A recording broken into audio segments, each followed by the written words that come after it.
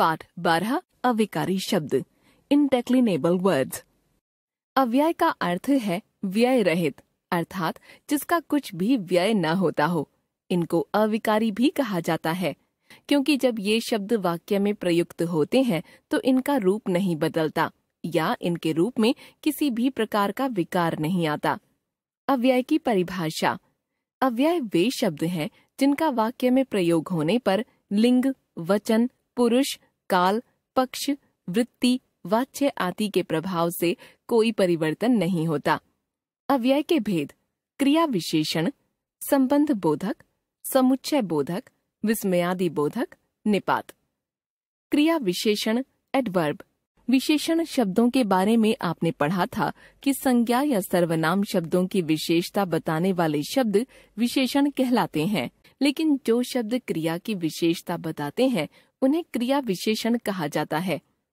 निम्नलिखित वाक्यों में आए रंगीन शब्द देखिए। बच्चे जोर से चिल्लाने लगे, मैं कल आऊंगा, आप उधर खड़े हो जाइए, मैंने बहुत खा लिया, अब नहीं खा सकता।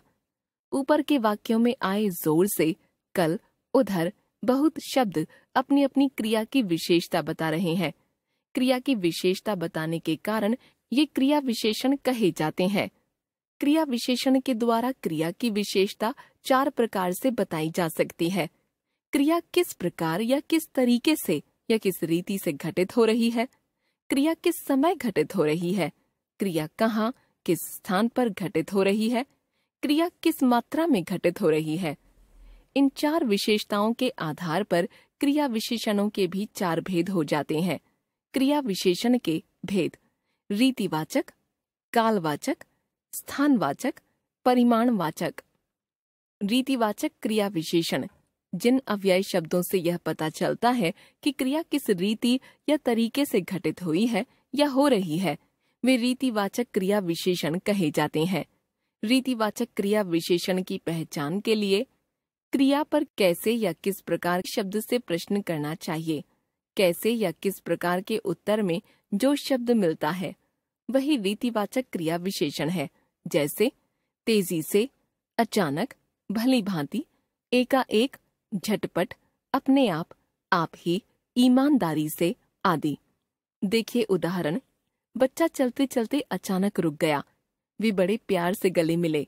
किवाड़ चरचराकर गिर पड़ा। उसने कमरे में एकाएक प्रवेश किया। उसने सारा जीवन ईमानदारी से नौकरी की। कालवाचक क्रिया विशेषण: जिन अव्यय शब्दों से यह पता चले कि क्रिया किस समय घटित हुई या हो रही है, वे शब्द कालवाचक क्रिया विशेषण कहे जाते हैं। कालवाचक क्रिया विशेषणों की पहचान के लिए क्रिया पर कब शब्द से प्रश्न करना चाहिए। कब के उत्तर में कालवाचक क्रिया विशेषण प्राप्त होते हैं, जैसे आज, अभी, कल, परसों, रोज, सुबह, अक्सर, रात को, 4 बजे आदि। देखिए उदाहरण। हम लोग रोज कार्टून देखते हैं। पिताजी कल पहुंच रहे हैं, मैं अभी चला जाऊंगा, वह 4 बजे आएगी, वे हर साल विदेश जाते हैं। स्थानवाचक क्रिया विशेषण: जिन अव्यय शब्दों से यह पता चलता है कि क्रिया कहाँ घटित हुई है या हो रही है, वे शब्द स्थानवाचक क्रिया विशेषण कहे जाते हैं। इन शब्दों का पता क्रिया पर कहाँ शब्द से प्रश्न करके किया जा सकता है। कहाँ के उत्तर में जो शब्द मिलते हैं वे ही स्थानवाची क्रिया विशेषण होते हैं। जैसे इधर, उधर, यहाँ, वहाँ, ऊपर, नीचे, बाहर, भीतर, आसपास, घर में आदि। देखिए उदाहरण। माँ उस कमरे में बैठी हैं, तुम इधर क्यों खड़े हो? आप वहाँ क्या कर रहे हैं? वह अभी बाहर गया है। बिल्ली मेज के नीचे है। परिमाणवाचक क्रिया विशेषण: जिन अव्यय शब्दों से क्रिया के परिमाण या क्रिया की मात्रा का पता चलता है वे परिमाणवाचक क्रिया विशेषण कहे जाते हैं। इन शब्दों की पहचान के लिए कितना या कितनी शब्दों से क्रिया पर प्रश्न करना चाहिए। कितना या कितनी के उत्तर में परिमाणवाचक क्रिया विशेषण प्राप्त होते हैं, जैसे थोड़ा, बहुत, ज्यादा, कम, अधिक, लगभग आदि। देखिए उदाहरण। तुम बहुत बोलती हो, अब थोड़ा पढ़ लो। तुम इतना कम क्यों खाती हो? आपका काम लगभग पूरा हो गया है। संबंध बोधक पोस्ट पोजीशंस: वे अविकारी शब्द जो वाक्य में संज्ञा या सर्वनाम के बाद प्रयुक्त होकर वाक्य के अन्य संज्ञा या सर्वनाम से संबंध बताते हैं, संबंध बोधक कहलाते हैं। देखिए उदाहरण। डाकघर के सामने बाजार लगता है।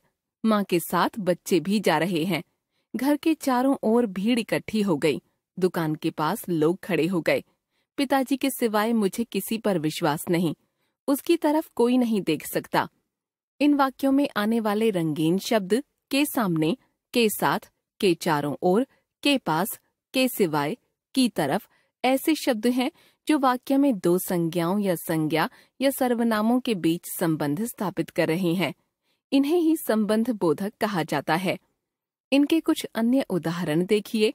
से पहले, की ओर, के बाद, के बिना, के अलावा, के बगैर, के बदले, की जगह, के समीप, के संग, के बारे में, के विषय में, से लेकर, से तक, के विपरीत, के अनुसार, के अनुकूल। ध्यान रखिए, कुछ संबंध बोधक जैसे के भीतर, की ओर, से पहले, के सामने, के चारों ओर आदि संबंध बोधक तथा क्रिया विशेषण दोनों रूपों में प्रयुक्त हो सकते हैं। जैसे लड़की घर के सामने खड़ी थी, स्थानवाचक क्रिया विशेषण। मेरे घर के सामने मंदिर है, संबंध बोधक। वह पार्क के चारों ओर चक्कर लगाने लगा, स्थानवाचक क्रिया विशेषण।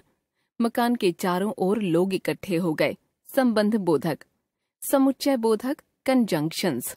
दो शब्दों, पदबंधों, वाक्यांशों या वाक्यों को जोड़ने का कार्य करने वाले शब्द समुच्चय बोधक कहलाते हैं। इन्हें योजक भी कहा जाता है। देखिए उदाहरण। राम और लक्ष्मण वन को गए। मैं बाजार जाऊंगा तथा मेरी बहन घर पर रहेगी। बच्चों ने मेले से खिलौने खरीदे तथा मैंने किताबें एवं मेरी बहन ने कुछ तस्वीरें खरीदी। समुच्चय बोधक अव्यय जोड़ने के अलावा कुछ और भी काम करते हैं। जैसे विरोध जताने का कार्य, विरोध जताने के लिए लेकिन, मगर, अपितु, बल्कि, परंतु, किंतु आदि अव्ययों का प्रयोग होता है। जैसे मैं तुम्हारी बात मान लूंगा, लेकिन, पर या परंतु तुम्हें भी मेरा काम करना पड़ेगा। मैंने मोहन को बहुत समझाया मगर उसने बात नहीं मानी। वह यहाँ रुकी नहीं बल्कि चली ही गई। कारण तथा परिणाम बताने का कार्य, कारण तथा परिणाम आदि बताने के लिए, इसलिए, इस कारण, अतः, क्योंकि, ताकि आदि अव्ययों का प्रयोग होता है। जैसे मुझे देर हो रही थी इसलिए चला आया। बारिश हो रही थी अतः वे लोग न आ सके। मैं अपनी बहन को रोज पढ़ाता हूँ ताकि परीक्षा में अच्छी तरह से पास हो सके। विकल्प बताने का कार्य, दो वस्तुओं में विकल्प दिखाने के लिए या अथवा नहीं तो अन्यथा आदि अव्ययों का प्रयोग होता है।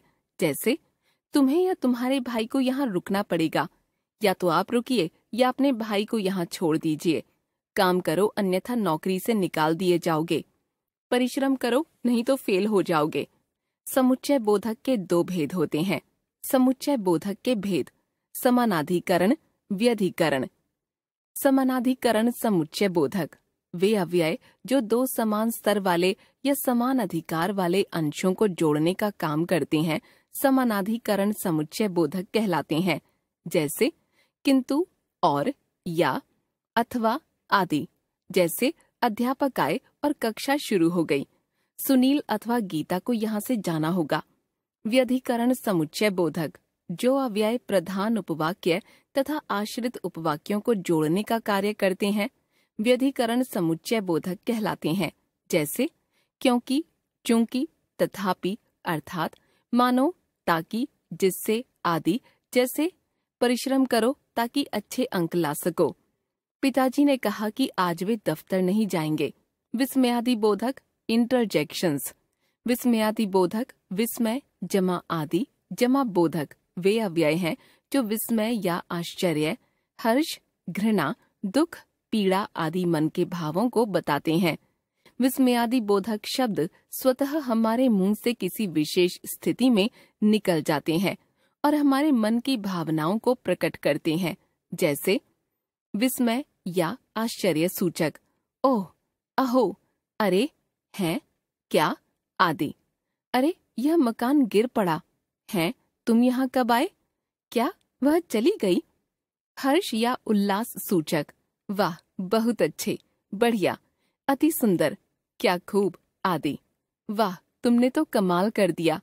बहुत अच्छे, ऐसे ही मेहनत करते रहो। बढ़िया, इसी तरह काम करते रहो। शोक, पीड़ा या ग्लानि सूचक। उफ, हाय, हाय राम, आदि। उफ, बहुत दर्द है, क्या करूं? हाय, बचाओ कोई। हाय राम, कितनी शर्म की बात है। तिरस्कार तथा घृणा सूचक। छी छी, धिक, हट, धिक्कार, आदि। छी छी, कितनी गंदी जगह है यह। हट, इतनी बदबू है यहाँ। प्रशंसा सूचक। शाबाश, सुंदर, अति सुंदर, वाह वाह, आदि। शाबाश, ऐसे ही काम करते रहो। सुंदर, बहुत कमाल की चित्रकारी है आपकी। चेतावनी सूचक। सावधान, बच के, होशियार, खबरदार, आदि। बच के, जरा बच के चलिए। होशियार, जागते रहो। सावधान, आगे गहरा नाला है। स्वीकृति या सहमति सूचक। अच्छा, बहुत अच्छा, ठीक, आदि। ठीक, तुम यहाँ रुक सकते हो। अच्छा, तुम्हें नौकरी मिल जाएगी। संबोधन सूचक। हे, अजी, आदि। हे भाई, जरा इधर आइए। अजी साहब, सुनिए तो सही। निपात, पार्टिकल्स। निपात वे अव्यय शब्द हैं जो वाक्य में किसी शब्द के बाद बल देने के लिए लगाए जाते हैं। हिंदी में प्रयुक्त होने वाले प्रमुख निपात हैं ही, भी, तो, तक, मात्र, भर, आदि। देखिए उदाहरण। ही, मुझे ही यह काम करना पड़ेगा, आपकी ही आवश्यकता थी। भी, मुझे भी अपने साथ ले चलिए, मोहन को भी बुलाइए। तो, वह तो काम करने से रहा, काम तो कर दीजिए। तक, तुमने खबर तक नहीं दी, उसने तुम तक से बात नहीं की। मात्र, परीक्षा मात्र से काम नहीं चलेगा, धन मात्र से ही क्या होता है। भर, हम तो उससे मिले भर हैं, मैं तो उसे जानता भर हूँ।